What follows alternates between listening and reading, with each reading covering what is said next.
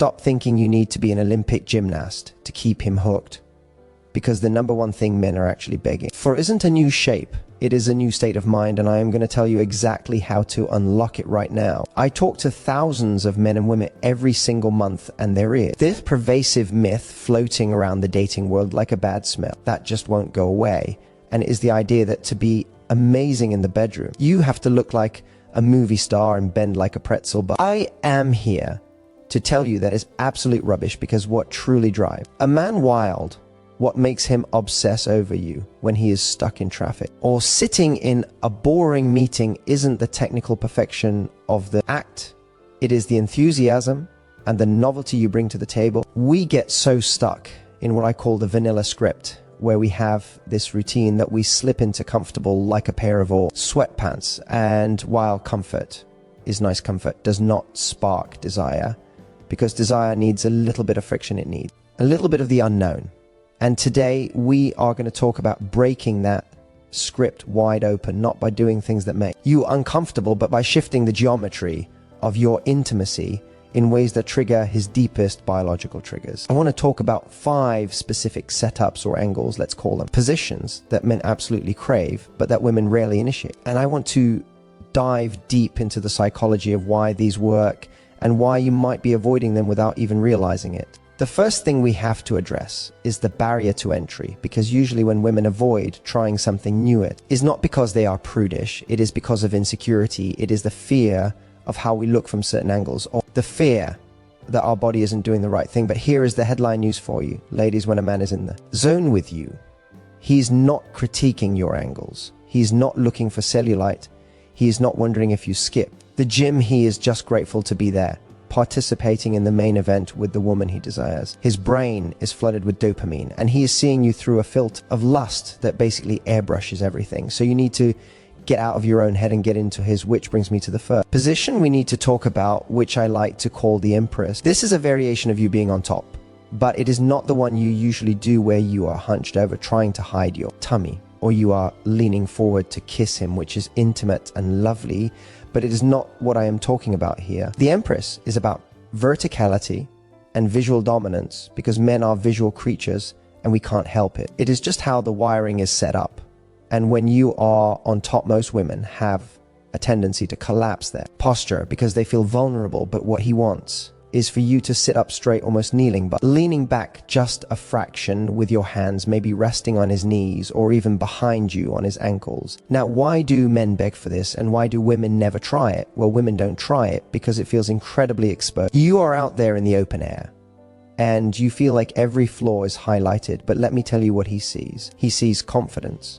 He sees a woman who is comfortable enough in her own skin to own the space above him. When you lean back, you are changing the entire dynamic of the encounter, because you are taking yourself out of the immediate kissing zone and forcing him to look at you, to look at your full silhouette. And that creates a sense of longing even while you are touching. It is the concept of Tantalus. You are right there, but his mouth can't quite reach you. And that drives a man absolutely crazy in the best possible way. This position also gives you complete control over the pace and the depth, which is technically great for you. But psychologically, it signals to him that you are driving the car for a while. And believe it or not, men get tired of driving all the time.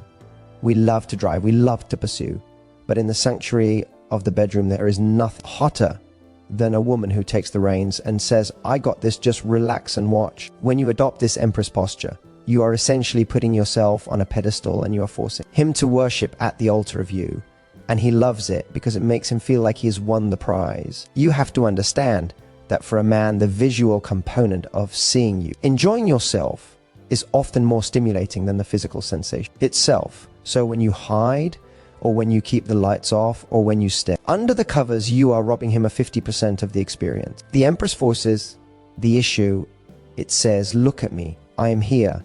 And I'm enjoying this, and that visual feedback loop creates a spike in his arousal that you just cannot manufacture any other way. Now, I know some of you are thinking, but Matthew, I don't feel confident enough to sit up there like a statue while he stared at me And that is a valid feeling, but confidence is not a prerequisite for action. Confidence is a result of action. You do the thing first, and the confidence comes later, so pretend, even if you have to fake it for the first 30 seconds, just arch your back, throw your head back, and own that moment, because the second you see the look on his face, the second you see how he reacts to your visual dominance, your insecurity is going to melt away, because you will realize that he isn't judging you, he is devouring you. Now let's move on to the second setup, which is a complete 180 from the first, and this is one that I find men constantly fantasize about, but women shy away from because it feels a bit disconnected, but it is actually deeply primal, and I call this the view from the balcony. This is essentially a rear entry angle, but instead of the usual mechanics where you might be laying flat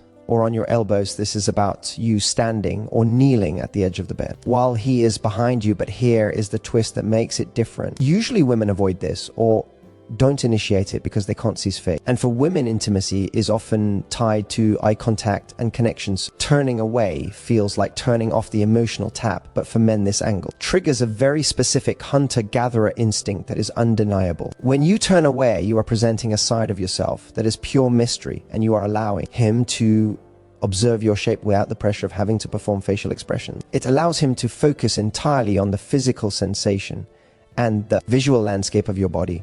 And I know that sounds objectifying to some, but within the container of a loving relationship, allowing yourself to be the object of his desire is incredibly powerful. The variation that makes this the view from the balcony and not just standard. Play is the use of a mirror or a reflective surface if you have one. If you can position yourselves so that while he is behind you, he can see your face in a mirror, or you can see him looking at you in a mirror, you bridge that gap of connection while maintaining the primal thrill of the angle. Men beg for this because it feels naughty.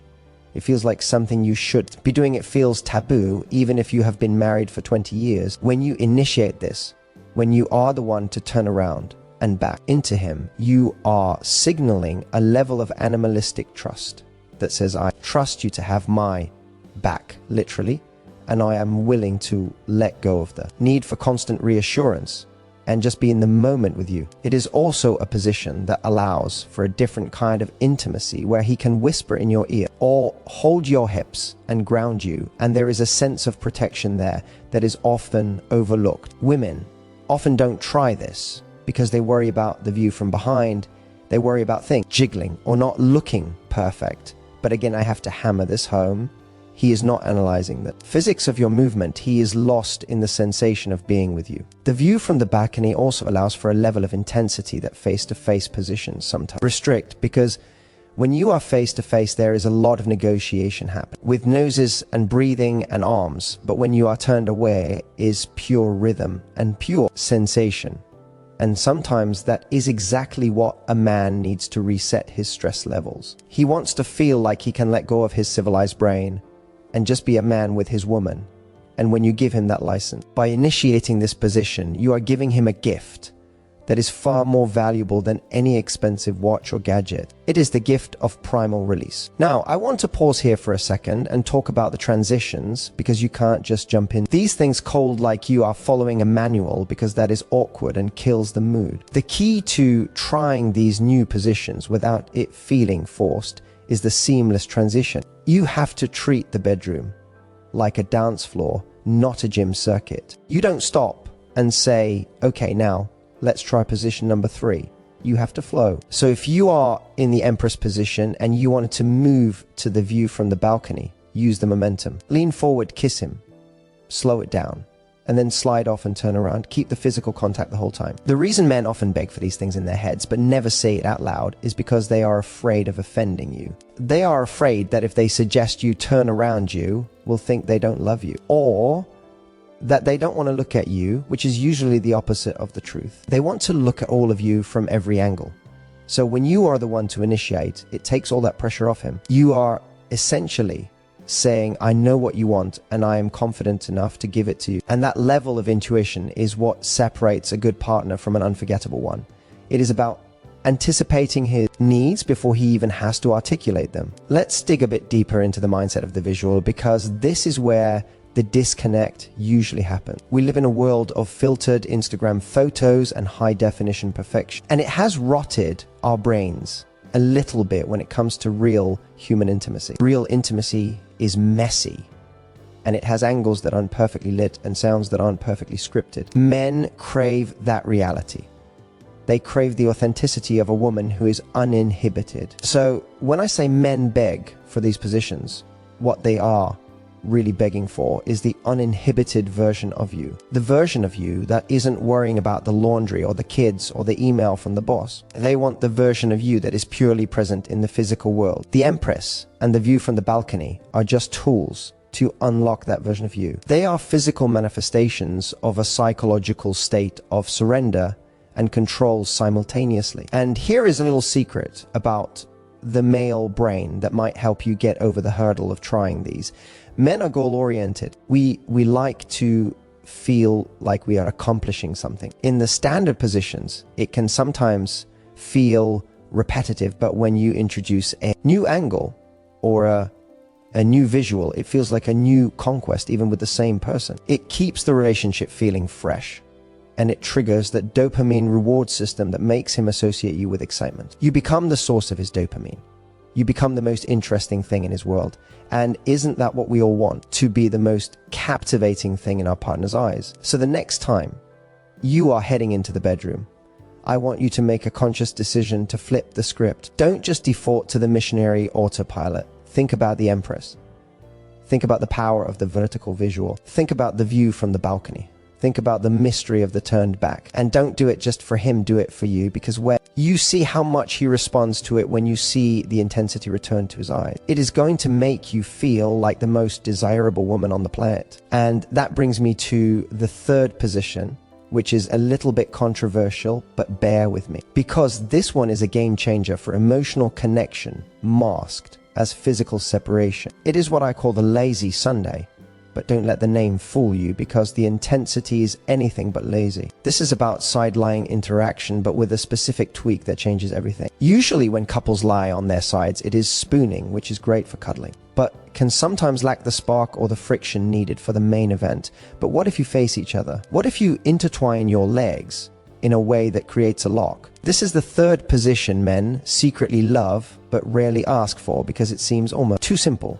But the reason they crave it is because of the surface area contact. When you are face to face lying on your sides, you have full body contact from chest to toes. It is the maximum amount of skin on skin you can possibly achieve without one person crushing the earth. And this position allows for something that the others don't, which is prolonged sustainability. It allows you to take your time. It takes the athleticism out of the equation and puts the focus entirely on the friction and the gaze. Men love this because it feels incredibly intimate, like you are in a cocoon together, shut off from the rest of the world. But women rarely try it because they think it's lazy, or they think he will get bored.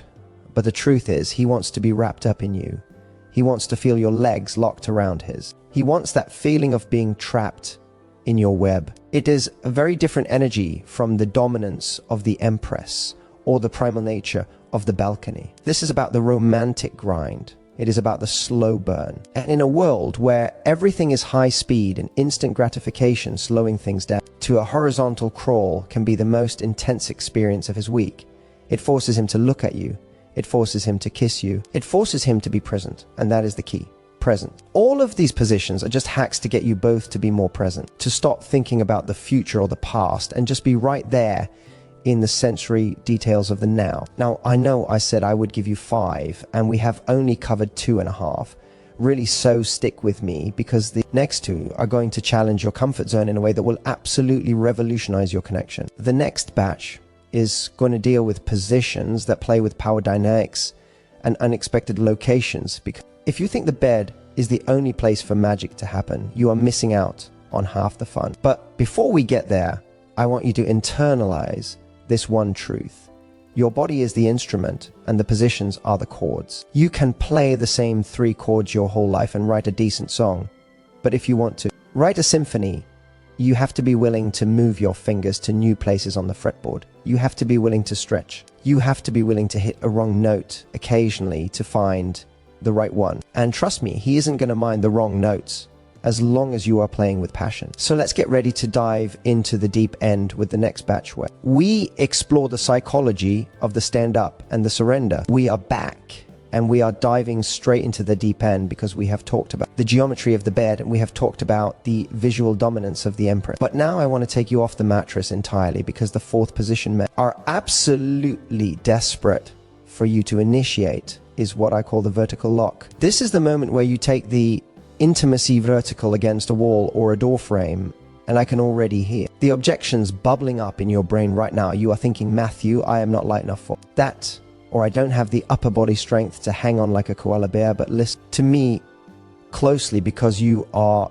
misunderstanding the physics and the psychology. The vertical lock isn't about him bench pressing you for 20 minutes. It is about the urgency of the moment. Think about every romantic movie you have ever seen where the passion just takes over. They don't politely walk to the bedroom and turn down the duvet covers. No, they collide against the nearest surface because the desire is too overwhelming to wait for geography. That is the energy he is craving.